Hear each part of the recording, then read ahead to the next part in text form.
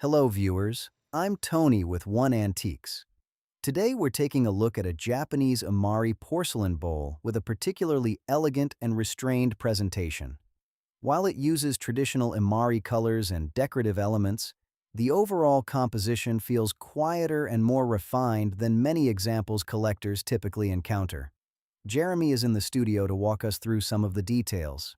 But before bringing him in, let's take a closer look at the bowl now available on one-antiques.com.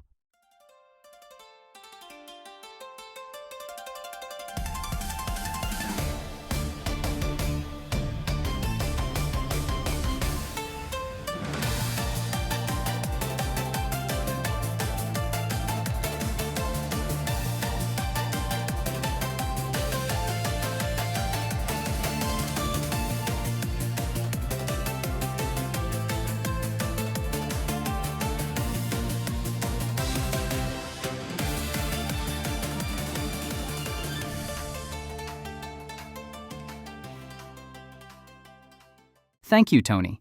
This is unmistakably an Imari porcelain bowl, but it approaches color somewhat differently from the more exuberant examples many collectors first associate with Imari ware. Rather than relying heavily on iron red and gilding, the decoration allows deep cobalt blue to dominate the composition, while red and gold appear more selectively as accents. The green enamel is especially important here, softening the palette and giving the interior decoration a more sophisticated and almost textile-like quality. Another appealing feature is the alternating lappet and panel arrangement around the interior wall. The green enamel panels are especially successful visually, and the dense blue crosshatching adds both texture and precision. The workmanship throughout is careful and confident. Now take a look at the fan-like device in the center reserve. Variations of this motif appear across Japanese decorative arts during the late Edo and Meiji periods, and here it introduces movement and spontaneity against the more structured ornaments surrounding it. The generous white reserve around the center gives the design room to breathe and draws the eye inward very naturally. The form of the bowl also deserves attention. Many examples from the period rely on a simple circular profile, but this one uses gently lobed and scalloped walls that create shifting contours as the bowl is turned in the light. That added complexity gives the piece a noticeably more elegant presence.